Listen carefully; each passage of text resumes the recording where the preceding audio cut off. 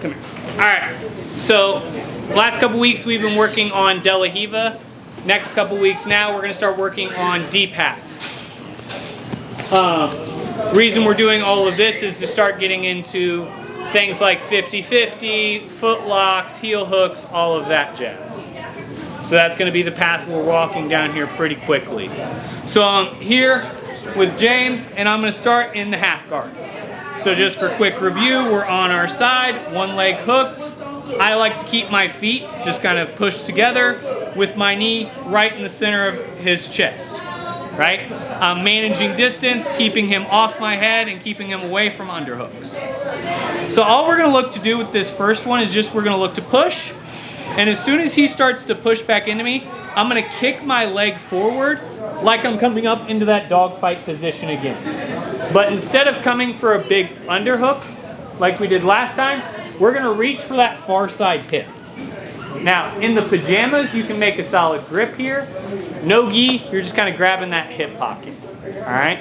But we're in pajamas today, so I'm going to use it. I'm going to keep good hand position and keep my hand back here.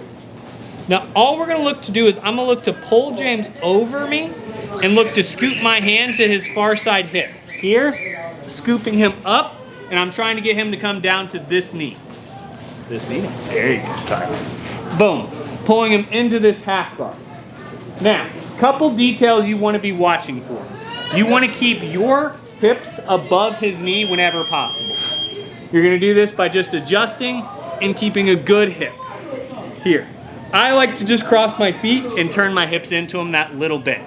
I'm also going to continue to rock and keep James off balance here. The second he gets a little bit of balance, he's going to start to become a problem. So going back for a second. I'm here, I'm working with James, I'm defending, I push in, shoot myself up, shooting for that hip immediately. Now, when I pull, I'm going to pull him towards this knee. That way, I get him to put that knee down. Now, once we're here and I'm rocking him back and forth, all I'm going to wait is for his weight to become just a little bit off, and I'm going to switch my hand from just hand on the ankle here to scooping it. As soon as I do that, I'm going to push my knees towards the opposite wall of how he's facing. So James is facing towards the ring. I'm going to push him towards the wall here. As soon as that hip hits, all I'm going to look to do is turn my knees down and sprawl here. Should be giving James a good stretch here. Good hip stretch. All you're looking to do at this point, control the head, walk past, escape your arms. It's the waiter sweep. So we're here. Boom. We're defending. I'm moving. Boom. Sit up. Pulling him towards that knee. Boom. And I'm looking to get control of that ankle as soon as possible. As soon as I feel ready, I scoop my hand under, push forward, roll back. Boom. Stretch him out. Look to pass. Control the head. Escape the hand. For point jiu-jitsu, escaping that hand, you will not get points until it is passed. If you're like, Dustin, that's really stupid. You're passed. I agree. Jiu-jitsu rules are stupid sometimes. Escape your hand. But make sure you have good control of his upper body before you do. Because if James starts to move and do a bunch of whole stuff, the nice part is I can use that hand to control his hips. Then I look to get it out and control the head. Once you get this knee to drop, are you trying to keep it as close to your face? Yeah, I'm keeping ear to that thigh as much as I can. That's the goal, to keep this tight. So when I'm here, boom, as soon as this head touches his thigh, it basically stays there until we complete the sweep. I'm keeping it here as much as I want to move. Boom, bop.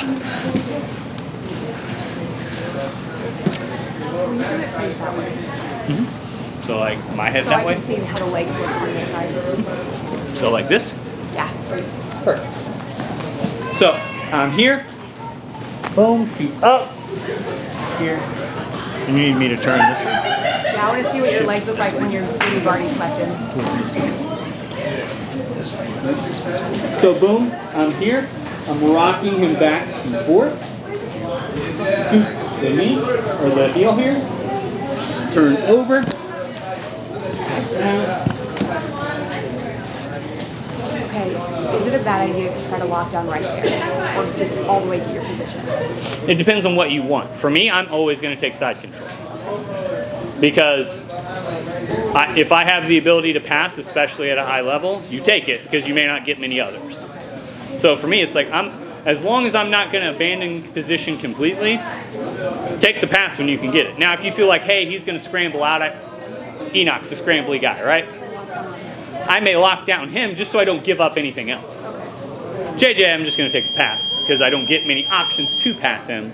So if I get him flat on his back for a second, boom, I'm going to pass instantly. So I would say 7 times out of 10, pass immediately. The 3 is kind of situational. Other questions on this one? Yeah, you said keep your hips higher up on his knee. Do you mean like higher on the leg? Yes. So whenever I'm here, boom, I pull. If my legs start to get real low on this knee, it's going to start to get real easy for him to press over and start doing a lot more. So what I'm looking to do is keep him off balance, and I like to keep my feet locked right above that knee.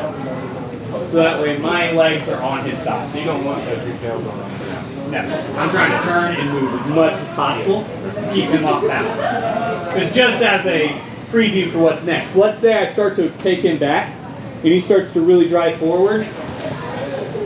He starts taking the other leg. So there's a lot of options here, but it all starts from having proper control of that leg.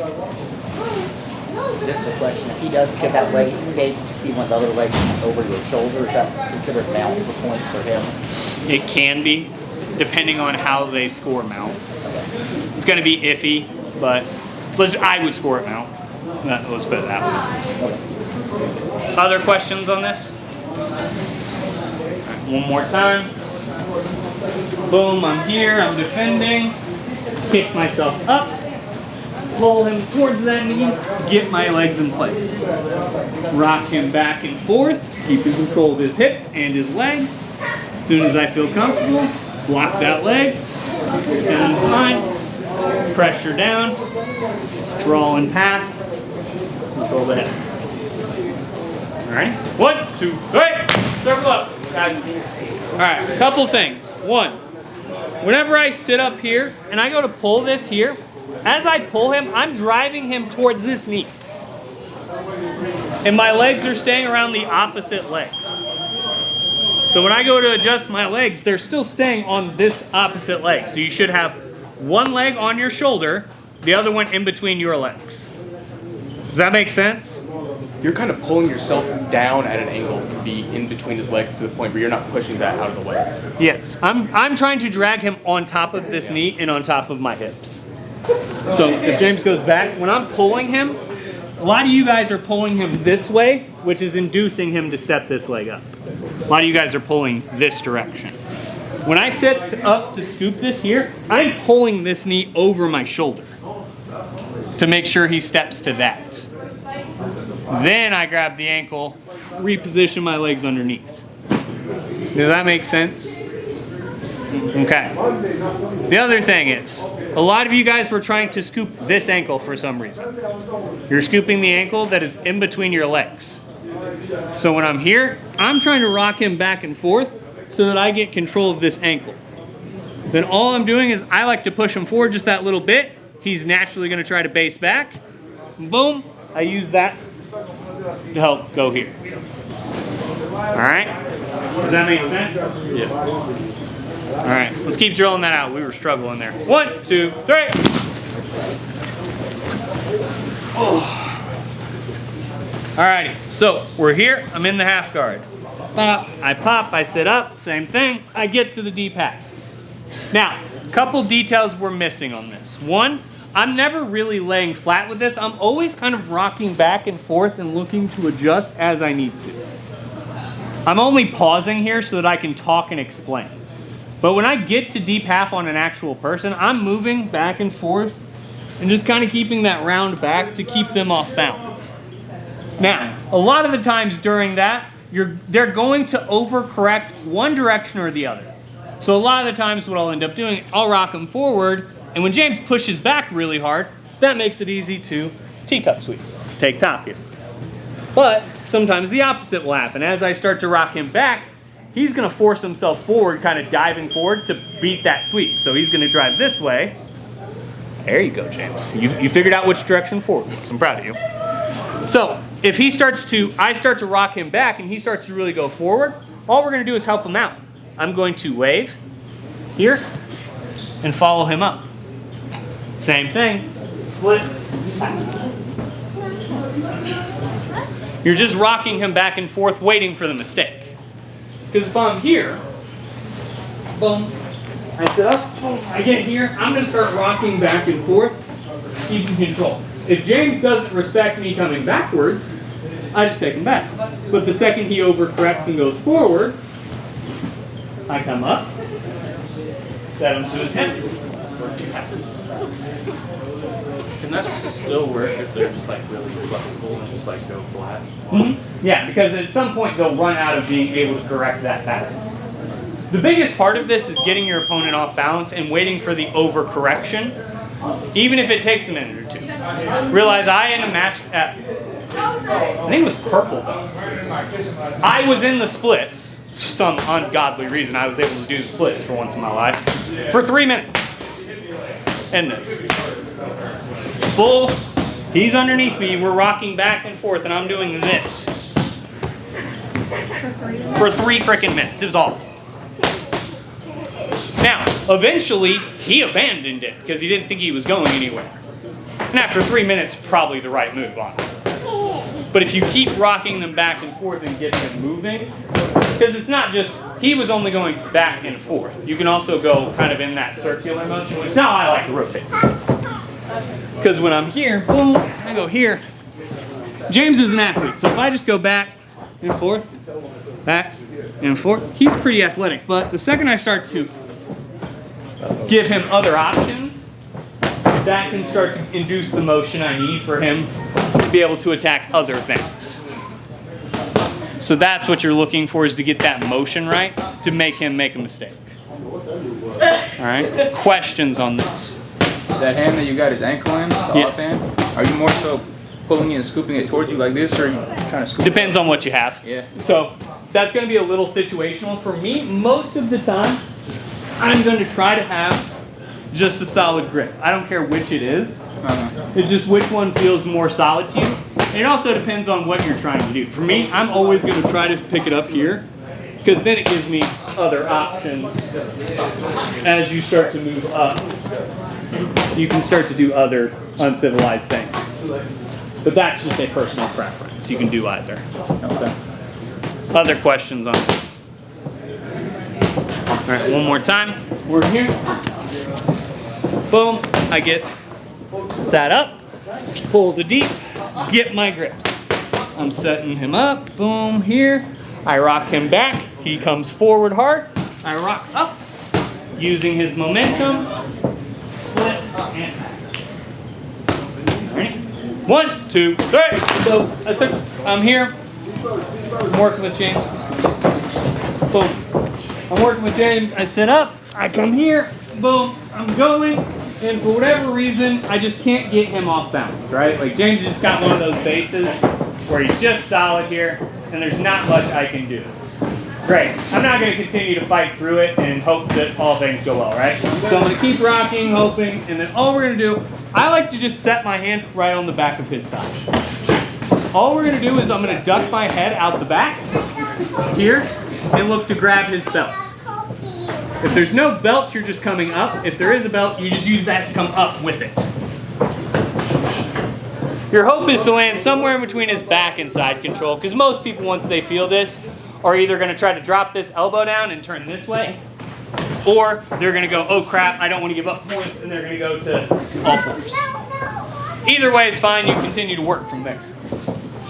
So I'm here, I'm working, boom, I come up, and James has just got one of them bases, right? I start moving, and it's not. James is just too strong, he's too handsome, he's just rugged. Rugged manliness, right? So boom. All we're gonna do, I'm gonna look around. Okay. Boom. Duck that head out the back. Once you're there, like I said, you're looking to climb the rope and come up. For me, I'm gonna look to backpack almost immediately.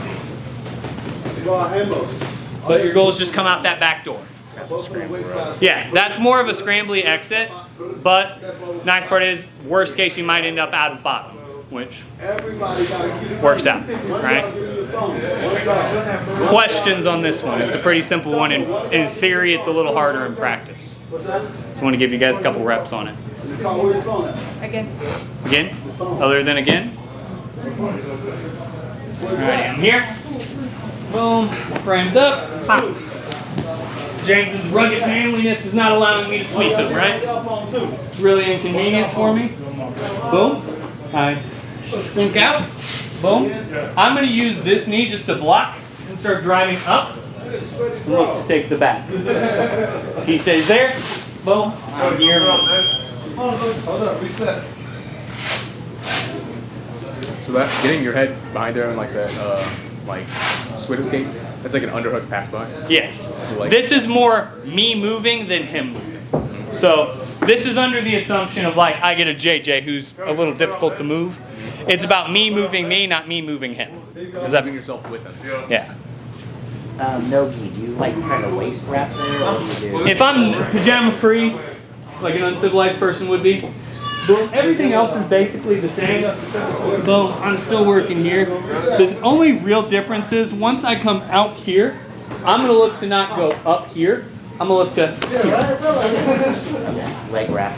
Yeah, almost grabbing into that thigh, grabbing into those legs, or looking to attack that backpack a lot sooner than if I have, you know, a solid belt, a solid back, you know. Because generally, guys, I don't recommend grabbing the actual belt.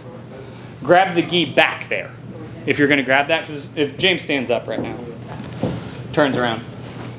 If I grab this belt, see how much play there is in that? Boom, when I'm here, I can get a much better kind of force. And if James's belts, if he sucks at tying belts, and I grab this belt here and I go, I'm going to start to lose my grip. Where generally you're not going to rip their jacket off the back of them, and if you do, you win. So DQ. They get DQ'd and you win. So generally the back is going to be a better grip there. Can you do it again, but finish where you took it back, just over there? So boom, I'm here. Boom, spring, come up. I get here. Boom, I'm trying to work, it's not working. I shift him up, boom. As soon as I come up, I'm gonna come here. Boom, backpack. Oh. So is this yeah, I'm trying to figure out which side of which you should get first, but It doesn't matter, just come up and work the backpack. The back, right? Yeah. Kevin Kopecky and Evan Manweiler used to be two of the black belts that taught here. And Evan used to yell at us, if all else fails, look for their back. Just always be attacking their back. Because if you're attacking their back, generally you're going to land somewhere you want to be. So it doesn't matter which hook comes in first. Get your seatbelt grip, get a grip of some sort, and start attacking that back. Does that make sense? 1, 2, 3.